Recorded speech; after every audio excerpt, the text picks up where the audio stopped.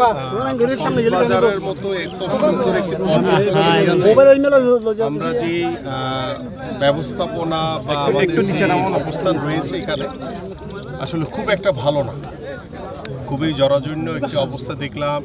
হয়তোবা গ্রাউন্ড ঠিক আছে, কিন্তু গ্রাউন্ডের পাশে যে অবকাঠামো বা খেলোয়াড়দের যে সুযোগ সুবিধা দরকার বা পর্যটকদের যে সুযোগ সুবিধা দরকার সেটা একদমই নাই বললেই চলে।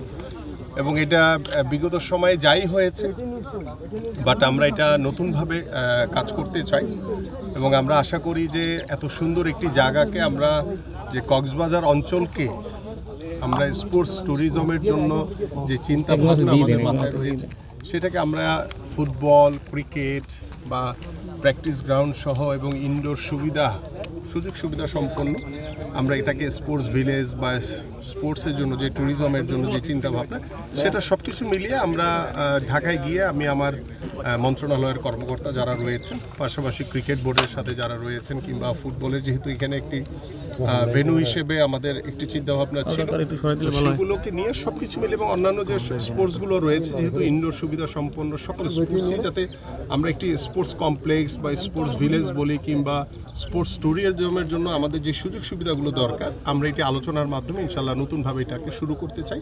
এবং এখানে সিভিল এভিয়েশনের কিছু বিশেষ কিছু মানে সুযোগ সুবিধার কিছু বিষয় রয়েছে। তো আমরা আন্তর্জাতিকভাবে পৃথিবীর অনেক দেশেই আমাদের ফ্ল্যাগ লাইট বা এই আলো সজ্জার যে বিষয়টি রয়েছে সেটা আমরা কিভাবে আলোচনার মাধ্যমে সিভিল এভিয়েশনের সাথে কথা বলে আমরা আমাদের যে আর্কিটেক্ট বা যারা কাজ করবে তাদের সাথে আলোচনার মাধ্যমে এটা আমরা আশা করি যে এই সুযোগ সুবিধাগুলো আমরা নিশ্চিত করতে পারবো ইনশাআল্লাহ। আমরা দেখি যে শ্রীলঙ্কা ওয়েস্ট ইন্ডিজের যে ভেন্যুগুলো হয়ে থাকে বিশেষ করে শ্রীলঙ্কার গলটা একেবারে নদীর পাশে, তো সেক্ষেত্রে আমাদেরও এরকম একটা সুযোগ কিন্তু আছে যে আমরা চাইলে ইন্টারন্যাশনাল ক্রিকেট বা খেলাটা সেই পর্যায়ে নিতে পারি। তো সরকারের পক্ষ থেকে ওই ম্যান্ডেটটা কাজ করবে কিনা যে গলের মতো করে সাজিয়ে ইন্টারন্যাশনাল ক্রিকেট যদি স্পেসিফিকভাবে বলি যে ইন্টারন্যাশনাল ক্রিকেট কেমন ভাবে মাঠে ফেরানো সম্ভব কিনা বলে ফেলছেন, বাট এটা করাটা অনেক কঠিন একটি কাজ। বাট সেই কঠিন কাজকে সহজ করার জন্য আমরা ইতিমধ্যে বেশ কিছু পরিকল্পনা নিয়েছি। আমরা আশা করছি যে কক্সবাজারের যে ট্যুরিজমের যে স্পটটি সেটি শুধু বাংলাদেশ না সারা বিশ্বেই অত্যন্ত প্রসিদ্ধ একটি জায়গা আমাদের কক্সবাজার, সেটিকে আমরা স্পোর্টস ট্যুরিজমের মাধ্যমে কিভাবে কাজে লাগিয়ে আমরা পৃথিবীর অনেক উন্নত দেশে আমরা যারা ক্রিকেট প্রেমী যে দেশগুলো রয়েছে সেখানে অনেক সুন্দর সুন্দর স্টেডিয়াম দেখেছি আমরা, যে সেখানে গ্যালারি ছাড়াও মাঠে কিংবা গ্রাসের ভিতরে বসে শুয়ে আমরা দেখেছি যে অনেকেই খেলা উপভোগ করে। সো যেহেতু কক্সবাজারে এমন একটি সুন্দর জায়গা সেটার আদলে আমরা এই ধরনের কিছু করতে পারি কিনা সেটি আমাদের পরিকল্পনায় ডেফিনেটলি থাকবে। সো আপনারা অপেক্ষা করেন, আপনারাও আমাদেরকে সহযোগিতা করেন, আমরা ইনশাআল্লাহ ভালো কিছুর অপেক্ষা রয়েছে, ভালো কিছু করব। স্যার সর্বশেষ প্রশ্ন স্যার, এই যে বিগত সময়ে আমরা দেখেছি এটা নিয়ে বিসিবি এবং জাতীয় ক্রীড়া পরিষদের একটা ডেভেলপমেন্ট রশি টানা হচ্ছিল, এটা উত্তরণে আপনার কোনো রশি টানাটানি নেই, একদম সোজা রাস্তার সবকিছু চলবে। Thank you sir.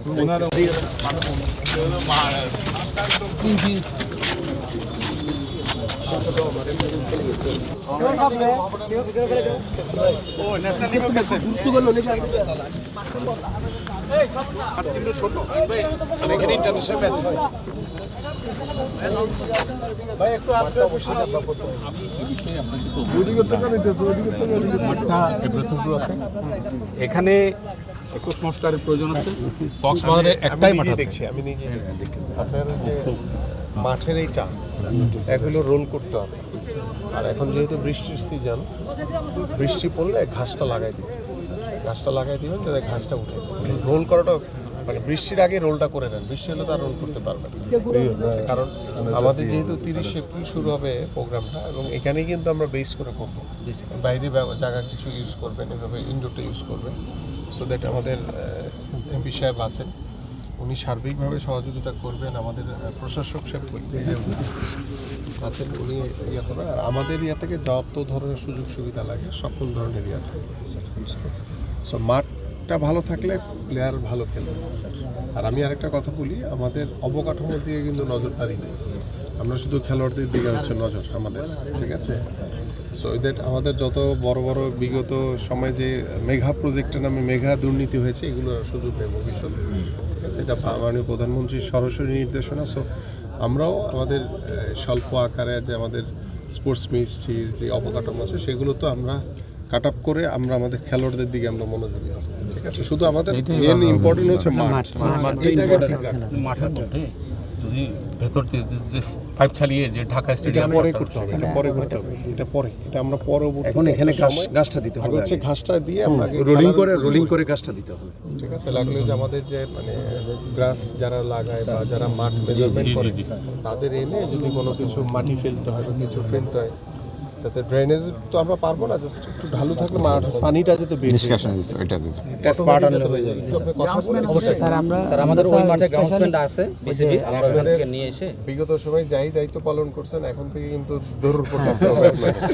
ঠিক আছে, এখন কিন্তু দায়িত্ব অনেক বেশি, কারণ সারা বছর আমাদের উপজেলা পর্যায় থেকে শুরু করে সব লেভেলে কিন্তু খেলাধুলা হবে। সো আপনাদেরকে সহযোগিতা করার জন্য আমরা 495টি উপজেলা ক্রীড়া অফিসার দিয়ে দিচ্ছি অলরেডি। জনপ্রশাসনে আমি করেছি, এটা হয়ে যাবে খুব নতুন অর্থ বছর থেকে পেয়ে যাবেন, যাতে আপনাদের উপজেলারও যাতে আপনাদের কমিউনিকেশনটা। আর আমরা মাঠটা সংস্কার ইমিডিয়েট সংস্কারের জন্য আমরা বাপুজার হেল্প নিয়ে খুব এইটাও